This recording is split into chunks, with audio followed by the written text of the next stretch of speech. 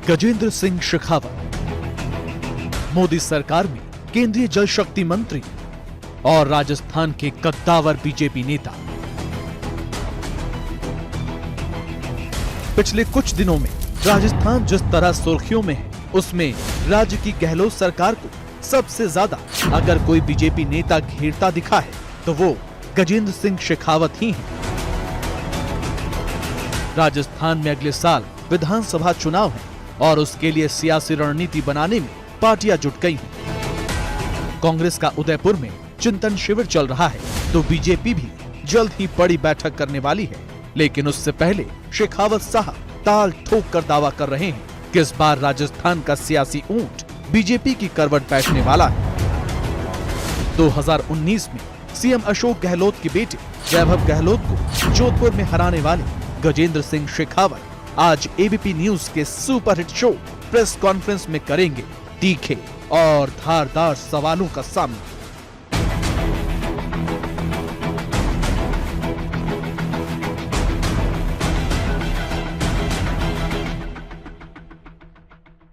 नमस्कार, press conference के इस साप्ताहिक शो में आपका एक बार फिर से तहे दिल से स्वागत है।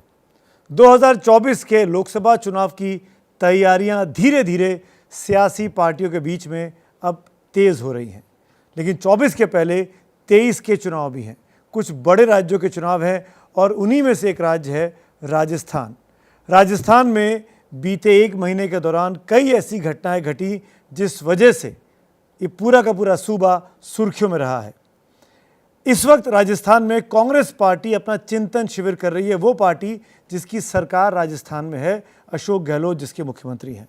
लेकिन इसके साथ ही भारतीय जनता पार्टी की क्या तैयारियां हैं 23 के लिए भी और 24 के लिए भी, इसी मुद्दे पर बात करेंगे। मेरे साथ सबसे बड़े राजस्थान के बीजेपी के चेहरे के तौर पर गजेंद्र सिंह शेखावत साहब मौजूद हैं। बहुत बहुत स्वागत है आपका शेखावत साहब। नमस्कार। थैंक यू सो मच वक्त निकालने के लिए। शेखावत साहब मोदी सरकार में केंद्रीय मंत्री हैं, जल शक्ति मंत्रालय इनके पास है और लगातार दिल्ली के साथ साथ जयपुर में भी खूब ज़ोर से आजकल बैटिंग कर रहे हैं। मेरा पहला सवाल आपसे शेखावत जी, जब हम और आप आज ये चर्चा कर रहे हैं और इस वक्त देश का जो सियासी पारा है वो वाकई में गर्मी के पारे से ज़्यादा तेज़ उबल रहा है, ऐसा क्यों हो रहा है? क्यों देश भर में ये बहस छिड़ गई है हिंदू वर्सेस मुसलमान, हिंदू बनाम मुसलमान? देखिए, मुझे लगता है कि ये बहस बहुत सुनियोजित तरीके से कांग्रेस पार्टी ने अपने अस्तित्व बचाने के लिए शुरू की है। थोड़ा सा आप इसको इस तरह से एनालाइज करिए। देश में जिन प्रदेशों से मुस्लिम मतदाता या एक मज़हब विशेष का मतदाता जो भी मैं कहूँ कांग्रेस से छिटका, वहाँ कांग्रेस का अस्तित्व समाप्त हो गया। कांग्रेस हमेशा के लिए वहाँ से अलविदा हो गई।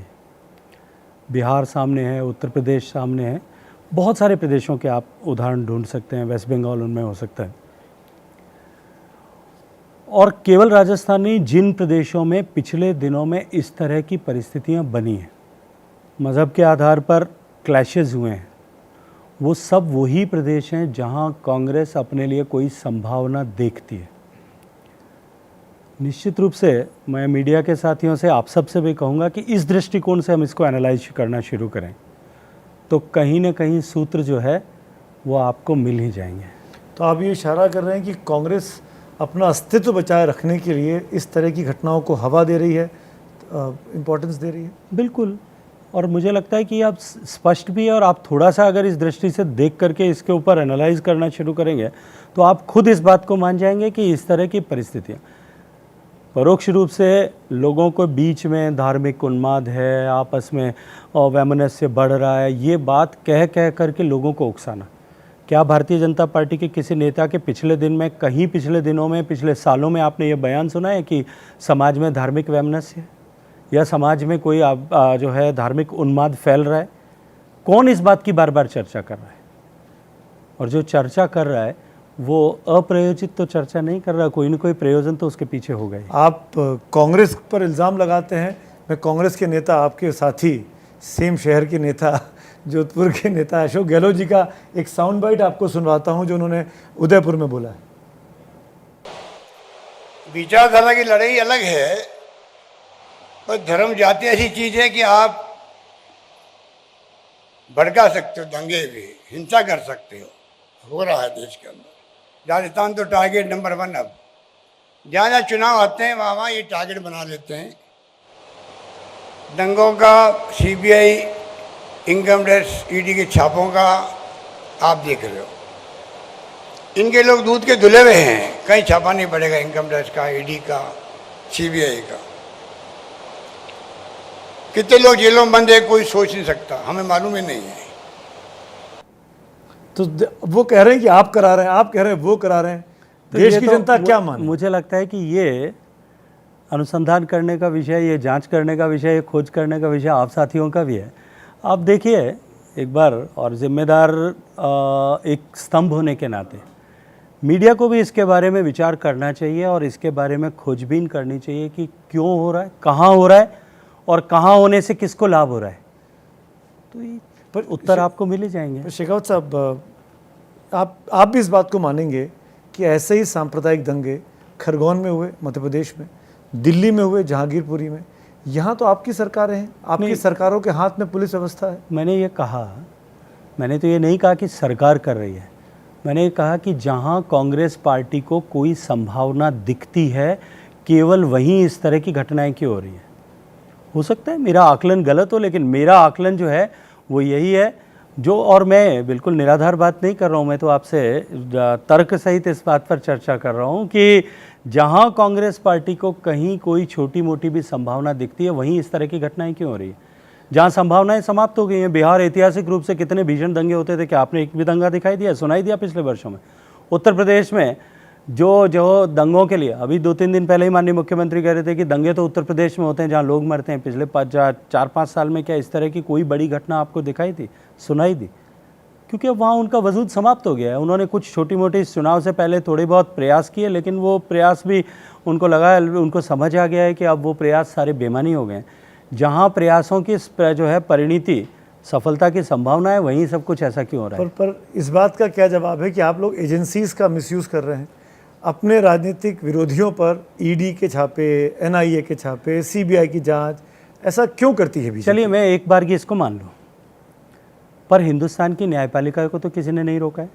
कितने ऐसे विषय हैं जहाँ सीबीआई ने, ईडी ने कोई इस तरह की कार्रवाई की होगी और उस कार्रवाई को एक तरफा गलत करार देते हुए न्यायालय ने रोक दिया होगा, या न्यायालय ने उसको जो है उसके अगेंस्ट में डिसीजन दिए होंगे।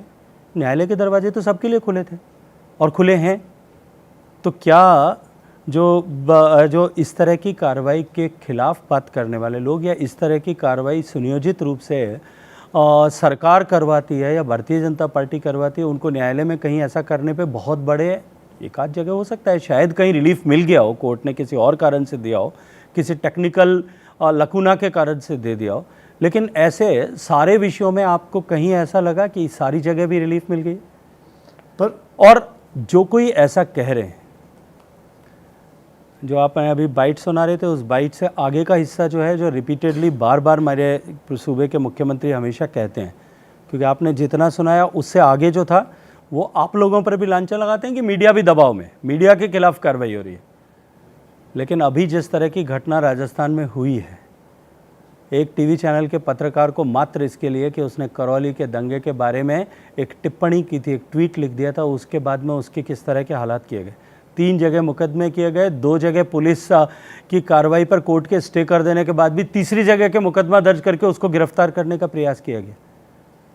लोगों को लांछन लगाने से पहले अपने गिरेबान में झांक करके देखना चाहिए, मुझे लगता है, क्योंकि आज तक कांग्रेस पार्टी ने और कांग्रेस पार्टी के नेताओं ने सत्ता को इसी तरह से एक धारदार हथियार के रूप में उपयोग लिया। इसको सामने वाले पक्ष को भी वो ऐसा ही कर रहा होगा, इस तरह की जो है उनके मन में भ्रांति और भ्रम हमेशा बना रहता है।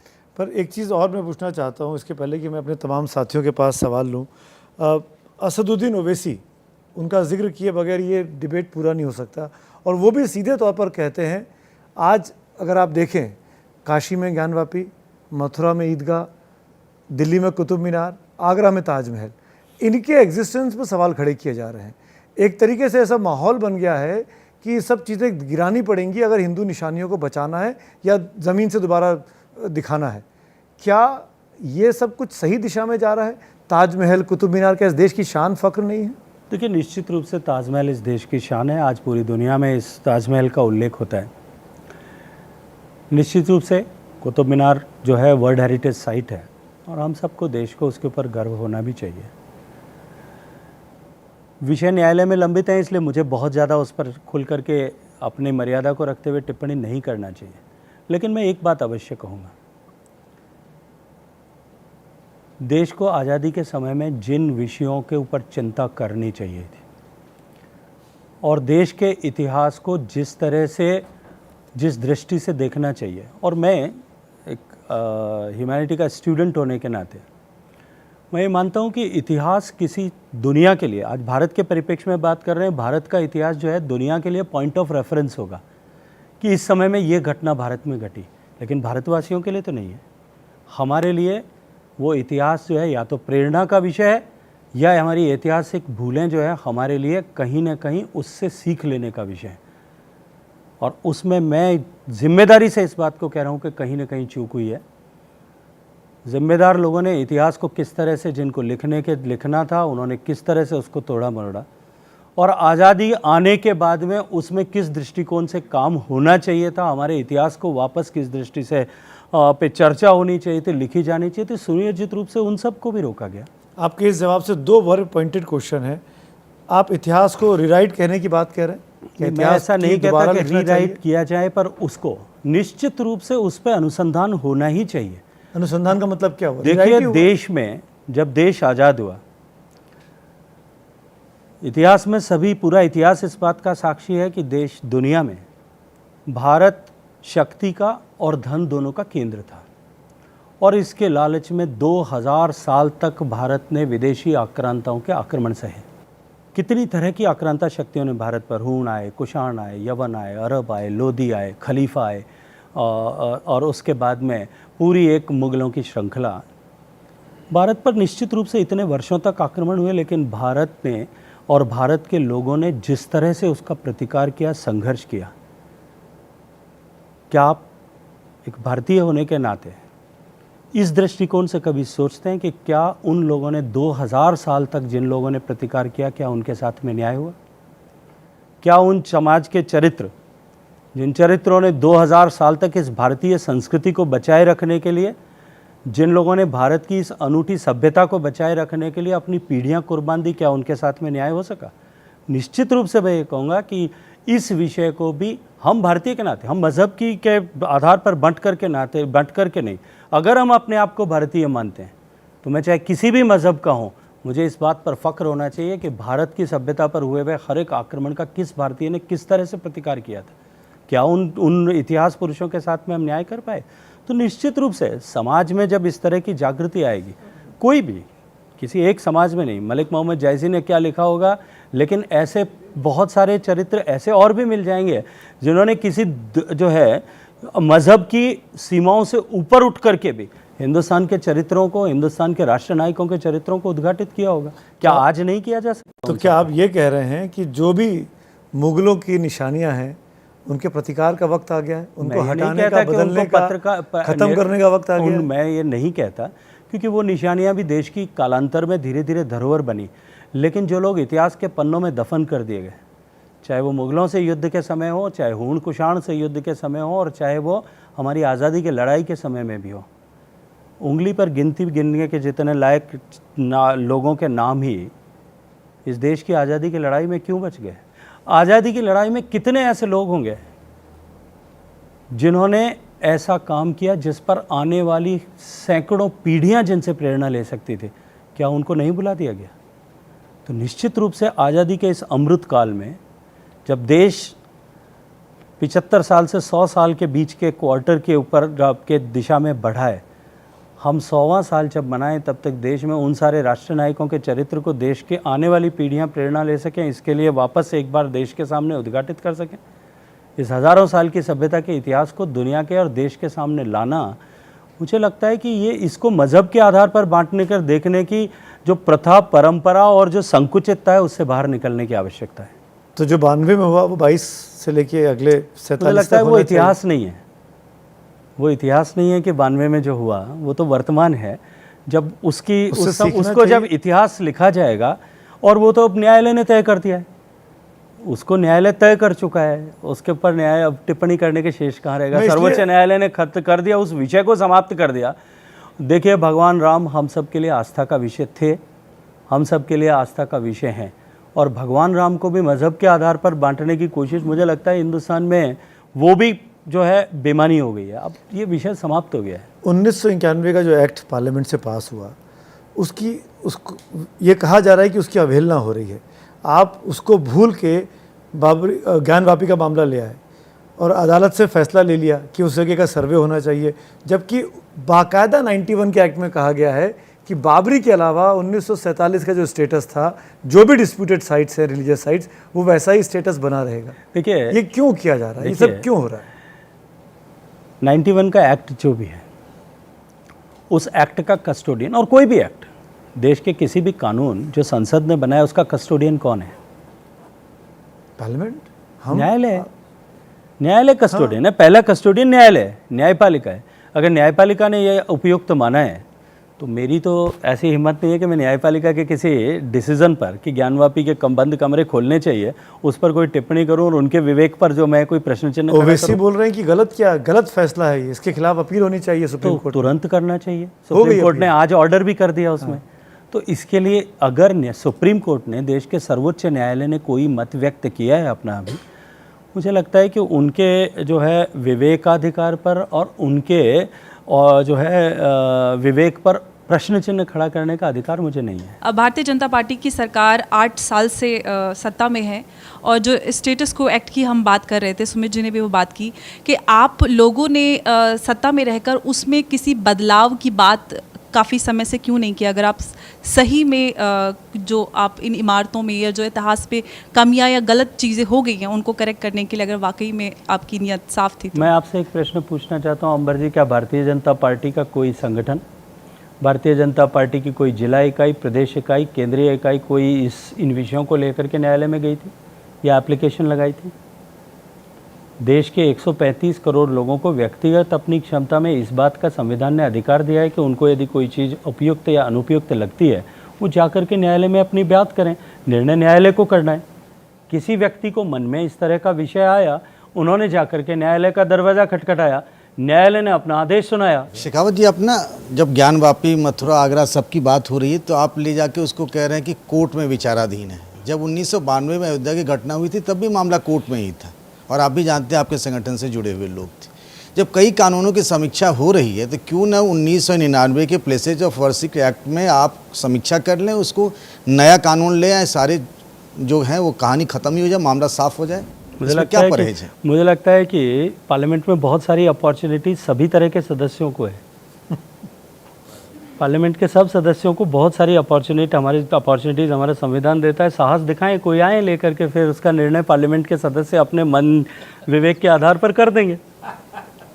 मतलब आपकी पार्टी तैयार है इस बात के लिए? मैं ये कह रहा हूँ कि पार्लियामेंट के सदस्य अपने विवेक के आधार पर उसका निर्णय कर देंगे, और उस दिन तय हो जाएगा कि देश को किस मार्ग पे चलना चाहिए। जैसे आप धारा 370 लेके आए, इसकी कोई मांग नहीं थी पार्लियामेंट के अंदर सदस्यों के बीच। समान नागरिक संहिता पर अब भी देश जब आज़ाद हुआ था सरकार धीरे-धीरे और बढ़ भारतीय रही है। जनता पार्टी जब अस्तित्व में आई थी, उससे पहले जनसंघ का निर्माण सिर्फ इसी विषय को लेकर के हुआ था। और तब से लेकर के जब मैंने कश्मीर नहीं देखा था, तब भी हम खड़े होकर के नारा लगाते थे, मुट्ठी बंद करके, जहाँ हुए बलिदान मुखर्जी वो कश्मीर हमारा है। आपका जो मातृ संगठन है आरएसएस, वो तो कहता है अखंड हिंदू राष्ट्र, तो बिना इस ये एक्ट को ख़त्म किए कैसे बनाएंगे वो आप? आपने बीजेपी के जो सबसे बड़े एजेंडे अखंड 370 हिंदू की राष्ट्र, तो वकालत कर दी, अखंड तो आरएसएस के एजेंडे की वकालत कैसे अखंड हिंदू राष्ट्र भारतीय जनता, आरएसएस या भारतीय जनता पार्टी का संकल्प है, लेकिन भारत की पार्लियामेंट इस पर अपना जो है सर्वसम्मति से इस पर अपना जो है मंतव्य व्यक्त कर चुकी है। वही बात तो हम कह रहे हैं कि अभी फिर किसी पार्लियामेंटेरियन को मूव कराने की ज़रूरत क्या है? आप सरकार बनाए, आपकी सरकार है, आप निर्णय लें और ये इस एक्ट को बदल दीजिए। क्योंकि मुझे लगता है कि इसकी आवश्यकता नहीं है। जिस दिन नेतृत्व की आवश्यकता समझेगा उस दिन करेगा, लेकिन अभी भी सबके पास में अपॉर्चुनिटी, मैंने कहा ना, ये टेस्टिंग द वाटर्स चल रहा है, देश के मूड को नापा जा रहा है, थर्मामीटर लगाया गया है कि कितने लोग बोलते हैं कि इस एक्ट को बदलने का वक्त आ गया है। हम कुछ नहीं बोलेंगे, हम देखते हैं कि पंकज झा बोलते हैं कि नहीं, तीर्थेश बोलते हैं कि नहीं, अंबर बोलती है कि नहीं, सुमित अवस्थी बोलते हैं कि नहीं, राकेश शुक्ला बोलते हैं कि नहीं। ऐसा लग रहा है कि टेम्परेचर नापा जा रहा है, और जब टेम्परेचर मुफीद हुआ तब आपने इंजेक्शन लगा दिया। लेकिन सुमित भाई, ये मैं ये कह रहा हूँ कि हमने तो ये नहीं कहा है, लोग कह रहे हैं देश में आप मना कर सकते हैं ना। मेरे देखिए, इस लोकतांत्रिक भारत में मेरा सुनिए ना, मैं इस विधि से बात कह रहा हूँ कि अगर 91 एक्ट जो है, स्पेशल वर्शिप एक्ट, सही है तो कह दीजिए कि सही चल रहा है, कह दीजिए कि नहीं सही है। ओवैसी ने यही कहा कि देश का प्रधानमंत्री क्यों नहीं बोल रहे हैं। इतना बड़ा फैसला ज्ञान व्यापी पे आया जो सब कुछ बदलने की मादा रखता है, प्रधानमंत्री ने चुप्पी साध रखी है।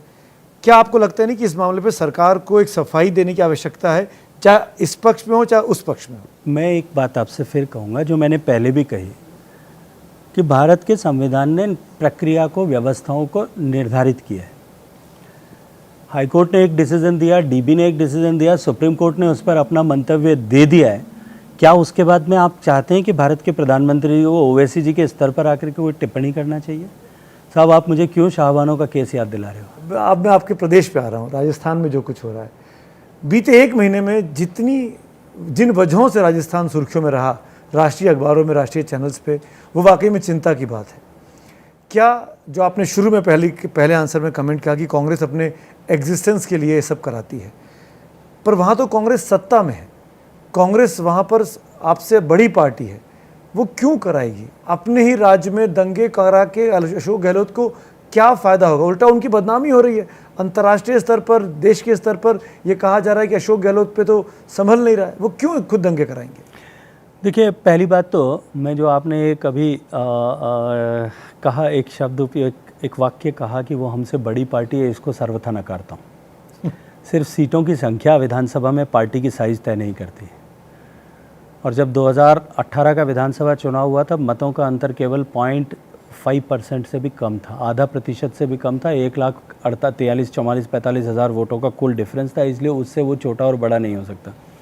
संगठन की ताकत, संगठन की क्षमता, कार्यकर्ता, सदस्य संख्या, मुझे लगता है कि कहीं भी कांग्रेस और हमारा अभी कोई तुलना नहीं है। आप देश भर का मीडिया चलाते हैं सुमित भाई, आप अच्छी तरह से इस बात को जानते हैं कि अभी वर्तमान में सरकार की, कांग्रेस की और सरकार की क्या हालात है, और जनता उससे किस तरह से आजी जा चुकी है और बदलने की तैयारी कर रही है। शायद सत्ता पर बने रहने के मोह में भी तो ये सब कुछ किया जा सकता है। देश के जल संसाधन मंत्री हैं, आप देश भर में जितना एक्टिव है उतना ही आप राजस्थान में भी एक्टिव है। राजस्थान में विधानसभा चुनाव भी आने हैं, क्या आपकी पैनी नज़र वहाँ की मुख्यमंत्री की कुर्सी पर है? देखिए, मुझे लगता है कि मैं जिस वैचारिक पृष्ठभूमि से आता हूँ, मैंने पहले भी एक आध समय पे जब 2018 में राजस्थान में प्रदेश अध्यक्ष बनाए जाने को लेकर के कुछ उहापोह की स्थिति बनी थी, तब भी मैंने एक प्रश्न के उत्तर में ये कहा था, आज फिर दोहरा देता हूँ। मैं जिस वैचारिक पृष्ठभूमि से आता हूँ, वहाँ व्यक्ति, कार्यकर्ता किस संगठन में जाकर के काम करेगा उसका निर्णय वो खुद नहीं करता। मैं छात्र राजनीति से आता हूँ। विश्वविद्यालय छात्र संघ का अध्यक्ष चुना गया था 92-93 में। अमूमन छात्र राजनीति और विश्वविद्यालय छात्र संघ में अध्यक्ष या पदाधिकारी चुने गए लोग प्रत्यक्ष राजनीति में आते हैं, अपनी यूथ विंग्स के माध्यम से, अलग अलग पार्टी अपनी पृष्ठभूमि के आधार पर। कोई सीधे राजनीति में आता है, कोई यूथ विंग में पार्टी की पॉलिटिकल एक्टिविटीज़ के माध्यम से आता है। मेरे पास में तमाम अपॉर्चुनिटीज़ थी, लेकिन मेरे विचार परिवार के लोगों ने, मेरे मेंटर्स ने यह तय किया कि मुझे सीमा पर काम करना चाहिए। मैंने 22 साल तक देश की सीमा पर काम किया है। जिस दिन मेरे मेंटर्स ने यह तय किया कि मुझे अभी राजनीति में आकर के काम करना चाहिए, मैं कर रहा हूँ। तो शेखावत जी, राजस्थान में गजेंद्र सिंह शेखावत बड़े नेता हैं या वसुंधरा राजे सिंधिया बड़े नेता हैं? निश्चित रूप से वसुंधरा राजे।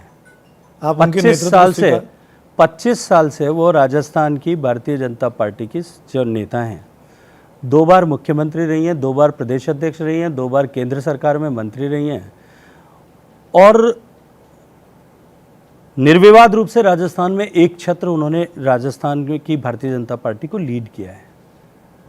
तो मैं तो ऐसा कभी नहीं कहूँगा कि वसुंधरा राजे बड़ी नेता हैं, नहीं है। तो चुनाव निश्चित रूप से मेरी बड़ी नेता अगुवाई में लड़ा जाए। देखिए, ये तय करना पार्लियामेंट्री बोर्ड का काम है, ये तय करना नेतृत्व का काम है, और अब तो मुझे लगता है इस प्रश्न पे विराम लग गया है। भारतीय जनता पार्टी के राष्ट्रीय अध्यक्ष ने हमारे नेता आदरणीय अमित शाह जी ने, सब ने ये कहा है कि हम चुनाव माननीय मोदी जी के चेहरे पर राजस्थान में सब लोग मिलकर के लड़ेंगे। अभी इस बात का प्रश्न है और मुझे लगता है इसकी चर्चा ही अब तो बेमानी हो चुकी है। जब एक बार और उसके बाद में भी पार्लियामेंट्री बोर्ड सुप्रीम अथॉरिटी है, वो अगर कहेगा कि हमको अमुक व्यक्ति के नेतृत्व में चुनाव लड़ना है, आंख मीच करके पूरी ताकत के साथ में उस व्यक्ति को, चाहे वो कोई भी हो, उसको मुख्यमंत्री बनाने के लिए सबसे ऊंचा झंडा लेकर के सबसे ज़्यादा मेहनत करने के लिए सबसे आगे मैं खड़ा हूँ। संगीता जोधपुर जी की जनता क्या फिर से भाग्यशाली होगी इस बार कि उसको जोधपुर से ही नया मुख्यमंत्री मिले? देखिए, ये तो भविष्य के गर्भ में है और मैंने जैसे कहा कि इस दृष्टिकोण से सोचने की भी अभी समय नहीं है। लेकिन जोधपुर की जनता और राजस्थान की जनता भाग्यशाली होगी कि अभी जो वर्तमान में जोधपुर के मुख्यमंत्री हैं उससे मुक्ति मिले। तो जब राजस्थान में कांग्रेस का संकट था तो उस दौरान बड़ी चर्चा थी कि सचिन पायलट बीजेपी में आ रहे हैं और इसका सूत्रधार आपको बताया जा रहा था कि आप कोशिश कर रहे हैं। दूसरी चीज़, उसी दौरान एक ऑडियो भी सामने आया और ये आरोप लगा कि आप सरकार गिराने की कोशिश कर रहे हैं। तो क्या वाकई आप किसी भी तरह से वहाँ की सरकार को गिराना चाह रहे थे उस समय? देखिए, सचिन पायलट बीजेपी में आ रहे हैं, ये चर्चा किसने प्रारंभ की? क्या कभी सचिन पायलट ने इस बात के लिए कोई स्टेटमेंट दिया? उस पूरे एपिसोड को अब शायद लगभग 2 साल होने वाले होंगे। आई थिंक इट वाज जुलाई 2020। 2 साल लगभग पूरे होने वाले हैं। पूरे इस 2 साल में कांग्रेस पार्टी के वो 19 लोग जो उस दिन बाहर निकले थे, उस समय में बाहर निकले थे, जिनके लिए माननीय मुख्यमंत्री जी ने और कांग्रेस पार्टी के बहुत सारे नेताओं ने कहा कि बीजेपी ने उनको बंधक बना रखा है, जो है वो बॉडी बिल्डर्स को उनके चारों तरफ खड़ा कर रखा है, उनको मोबाइल नहीं दिए जा रहे हैं, उनको हॉस्टेज किया हुआ है, वो नाकारा, नकम्मा, गद्दार, पता नहीं क्या क्या तरह की उपाधियां उनको दी गई थी। क्या उनमें से किसी एक ने भी वापस आकर के ये कहा कि हमें कहीं जबरन रोका गया था? और उस एपिसोड के समय में ये तथाकथित वॉइस रिकॉर्ड के नाम पर भारत के इतिहास में पहली बार होगा कि एक चुने हुए जनप्रतिनिधि देश की सरकार के कैबिनेट मिनिस्टर के अगेंस्ट सिडेशन का केस दर्ज किया गया, देशद्रोह का मुकदमा। और देशद्रोह का केवल मुकदमा दर्ज नहीं किया गया, मुझे गिरफ्तार करने के लिए रात को 1:30 बजे मेरे घर पर पुलिस भेजी गई और उसके बाद 15 दिन तक लगातार मुख्यमंत्री जी ने और मुख्यमंत्री के सिपह सालारों ने प्रायोजित रूप से मेरा मानमर्दन करने के लिए तमाम तरह के, और केवल इसलिए कि उनके पुत्र को इस बुरी तरह से जोधपुर की जनता ने पराजित कर दिया था, उसका बदला लेने के लिए बार बार मुझ पर देशद्रोही होने का इल्ज़ाम लगाया गया। और 15 दिन बाद में यकायक उनकी पुलिस और उनको माननीय मुख्यमंत्री, खुद गृह मंत्री भी हैं, उनको शायद कहीं बोधि ज्ञान प्राप्त हुआ कि ये हमने मुकदमा गलत धाराओं में दर्ज कर लिया और वो मुकदमा वापस विड्रॉ कर लिया गया। कांग्रेस में अगर इस तरह के हालात, अगर संकट कोई फिर से होता है तो क्या सचिन पायलट के लिए बीजेपी में आने के लिए रास्ता बनाएंगे आप? कोई रास्ता खुला होगा? देखिए, मैं व्यक्ति की जो है परिप्रेक्ष्य से दूर हट करके एक बात कहना चाहता हूँ। देखिए, कोई भी क्षमतावान, ऊर्जावान नेता यदि भारतीय जनता पार्टी के कुनबे में भारतीय जनता पार्टी के नेतृत्व को नेतृत्व स्वीकार करते हुए हमारी छतरी के नीचे आकर के हमारी नीति, हमारी रीति, हमारे सिद्धांत और देश के प्रति हमारा कमिटमेंट, इसके साथ में काम करने के लिए हमारे साथ जुड़ता है, छोटे से बड़ा कोई भी व्यक्ति इधर जुड़ता है, तो हमारी शक्ति में और हमारे सामर्थ्य में 2 हाथ और 2 पांव जुड़ते हैं। हमको अस्वीकार क्यों करेंगे? आपने अभी एक कहा कि अदृश्य शक्तियाँ, कि पता नहीं कौन तीसरी पार्टी आ जाए, तो क्या आपको अभी भी अंदाजा है कि सचिन पायलट तीसरी पार्टी बना लेंगे और वो वापस आएंगे अगर सीएम नहीं बने चुनाव के पहले? तो देखिए, राजनीति संभावनाओं का, असीम संभावनाओं वाला क्षेत्र है।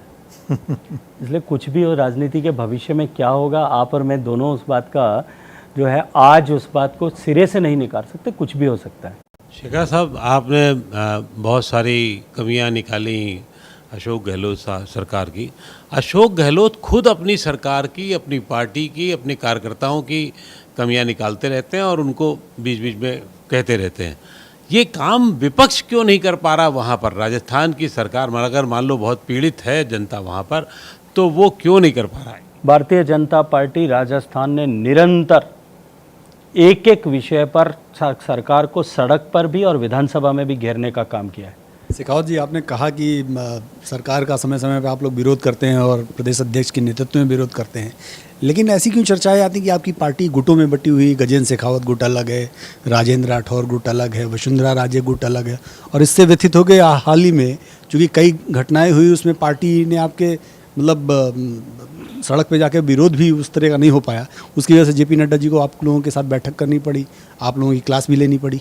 देखिए, मैं इस बात को तो नहीं मानता कि विरोध जो करना चाहिए था वो नहीं हो पाया, लेकिन राजनीति जो है वो सहज रूप से प्रतिस्पर्धा का क्षेत्र है, और भारतीय जनता पार्टी ऐसी पार्टी है जिसमें एक चाय बेचने वाला प्रधानमंत्री बन सकता है, ये अवसर प्रदान करती है। बूथ पर बैठने वाला अमित शाह राष्ट्रीय अध्यक्ष बन सकता है, और जो है वो विद्यार्थियों के बीच में काम करने वाले जेपी नड्डा वो राष्ट्रीय अध्यक्ष बन सकते हैं।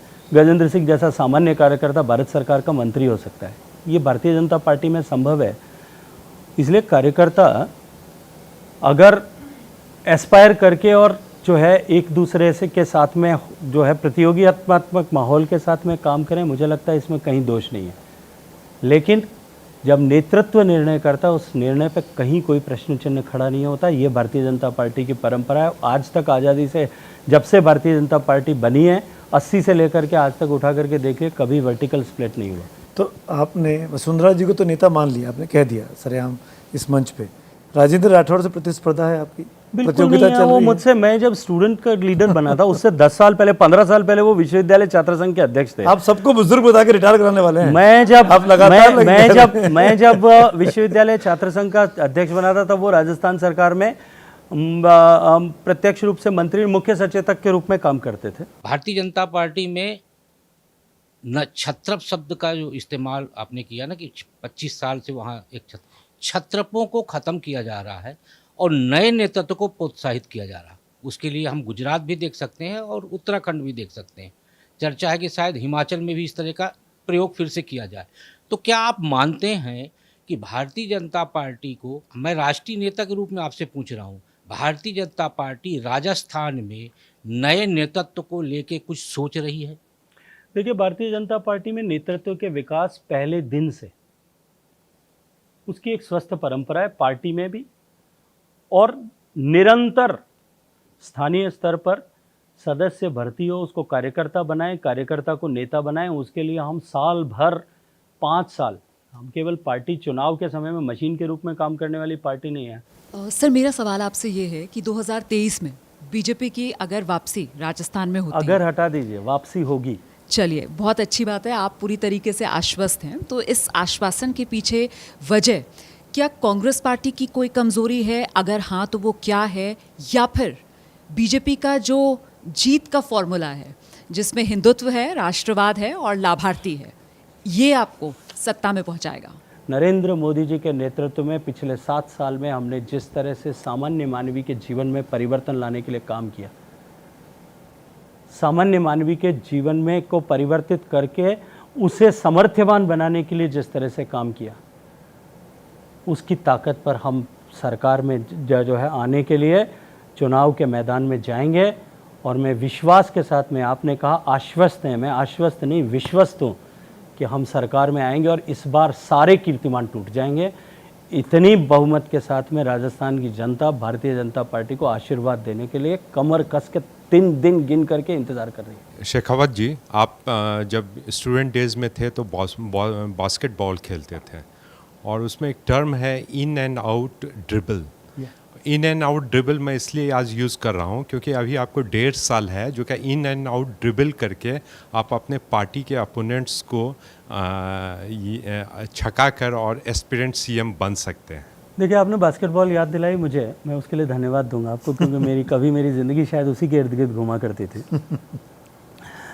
इन एंड आउट ड्रिबल के अलावा बास्केटबॉल में एक 3 पॉइंटर भी होता है। तो ये संगठन में नेतृत्व को तय करना होता है, कौन किस भूमिका में काम करेगा, और भारतीय जनता पार्टी में इसकी स्थापित परंपराएं हैं। पार्लियामेंट्री बोर्ड सक्षम है, वो निर्णय करेगा कौन कहाँ क्या काम करेगा। मुझे लगता है कि अपने नेतृत्व में जब विश्वास होता है और जहाँ अटूट विश्वास नेतृत्व में हो, वहाँ इस तरह के प्रश्न नहीं खड़े होते। सर, आखिर में बिल्कुल लास्ट फेस आ गया है प्रेस कॉन्फ्रेंस का, हम एक रैपिड फायर राउंड खेलते हैं। मैं कुछ नाम लूँगा, कुछ शब्द बोलूँगा, मैं चाहूँगा कि आप अपने तर्कों से एक शब्द में ही उस चीज़ को एलोबरेट करें, एक डिफाइन शब्द में करें। एलोबरेट हाँ करने का बिल्कुल, मुश्किल होगा। जैसे चलिए, कोशिश करिए। फॉर एग्जाम्पल, चलिए मैं शुरू करता हूँ। पहला एग्जाम्पल की क्या बात करें, आजकल एक चीज़ बड़ी सुर्खियों में है, बुलडोज़र। देश के निर्माण में काम आता है। प्रशांत किशोर एक प्रोफेशनल हैं और बहुत सारे वैसे हैं देश में। अरविंद केजरीवाल राजनीति में, देश की राजनीति का काला अध्याय है, और जिस तरह से उन्होंने झूठ बोलने की राजनीति और देश में जो है लोगों को गुमराह करके देश में राजनीति की कुर्सी पर आना और उस पर चिपके रहने का प्रयास करना, ये परिभाषा उन्होंने दी है। राहुल गांधी भारतीय जनता पार्टी के लिए तो लकी चार्म है। नरेंद्र मोदी देश का सौभाग्य है। आखिरी सवाल इस पूरे प्रोग्राम का, एक चीज़ चुननी पड़े आपको, दिल्ली में मंत्री, राजस्थान में मुख्यमंत्री, आपकी पसंद। देश की सेवा, जहाँ भी काम करूँगा इसी संकल्प के साथ में करूँगा। जैसा मैंने कहा, चाहे वनवासियों के बीच में जाकर के करूँगा, चाहे किसानों के बीच में जाकर के करूँगा, चाहे दिल्ली में रह कर के करूँगा, चाहे जयपुर में रह कर के करूँगा, अंतिम सांस तक एक ही लक्ष्य के साथ काम करूँगा। शुभकामनाएं हमारी, बहुत बहुत शुभकामनाएं। Thank you so much. तो ये थे गजेंद्र सिंह शेखावत, केंद्रीय मंत्री, जल शक्ति मंत्री। जितना बड़ा मंत्रालय है उतने ही बड़े शानदार तरीके से इस पूरी प्रेस कॉन्फ्रेंस को, इन तमाम दिग्गजों के सवालों को उन्होंने जवाब के साथ, मैं ये मान के चल रहा हूँ कि सेटिस्फाई किया होगा। लेकिन जनता तय करेगी बीजेपी और कांग्रेस के बीच राजस्थान में और देश में क्या होना है। बहुत बहुत शुक्रिया प्रेस कॉन्फ्रेंस देखने के लिए।